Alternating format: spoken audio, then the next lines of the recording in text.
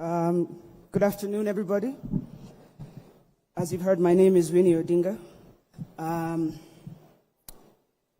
the family, to Karen, to the friends, the colleagues, and fellow mourners, good afternoon once again. Many people knew George as Baba's bodyguard. But to us, he was not just Baba's aide. He was our brother. He was a true hero, taking care of Jacom and the family, saving our lives more time than we could count. If there were a medal for loyalty and honor, George would have a wall full of them. And so that's how I'll remember you, George. Cool, calm, collected, a man of true loyalty and honor, saving our world one day at a time. And to Karen, thank you for lending him to us over the years and graciously supporting us through all our trials and tribulations. As you've heard, I am not reading my own tribute to George. It's in the eulogy book. You can read it. Today I'm here in a capacity to read it on behalf of my mother, Dr. Ida Odinga. So here we go. And regrettably, they were unable to be here today. George Oduor, who has united us in grief these past few days, and whose name we gather here today, spent his teenage life in my home and grew up in my hands. I was privileged to see him transition from a boy to becoming a man, a strong man. As years passed and turned into decades of being a constant presence in our lives, George stopped being our employee. He became our son. His life and struggles became our life and struggles, just like ours became his.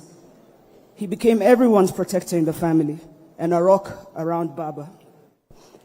George's presence around Baba gave all of us comfort that all was well. Despite the disappearance of lines between him and us, George insisted on letting the lines be, to maintain the respect he had for his boss and for the rest of the family.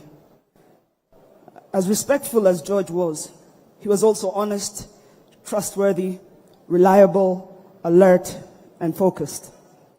I remain deeply proud of the man George turned out to be, growing and changing with the changing circumstances of his boss, and ending his life as a dignified, respected, and fiercely professional security officer who ably navigated spaces between the high and mighty, as well as the lowest in society, always giving everyone the respect that they deserve. It is my hope that George could be an example to many young people trying to navigate their way in spaces similar to where George started. It is my hope that George's life could be a lesson to such young people that discipline, hard work, and focus pay. If someone asked me, as many are silently asking, did George get what he wanted from this life? My answer would be a solid yes. George liked the work. He liked the work and the man he was working for. I believe his greatest disappointment would have been to see Jacom struggling, campaigning, denied victory, being tear-gassed, and doing anything else without him. George believed in his boss, but more importantly, he completely believed in the possible outcome of the struggle his boss was waging. He may have been a bodyguard, tasked with no more than the personal safety of his boss, but George saw himself as part of something bigger, not just for Baba, but for the country. He believed he was a freedom and liberating fighter, and that Kenya needed liberation, which he believed his boss would deliver. I am sure George died satisfied that he did his part, and I am sure that given another chance, George would pick the struggle from where life cut his short. May God grant him mercy. That's the end.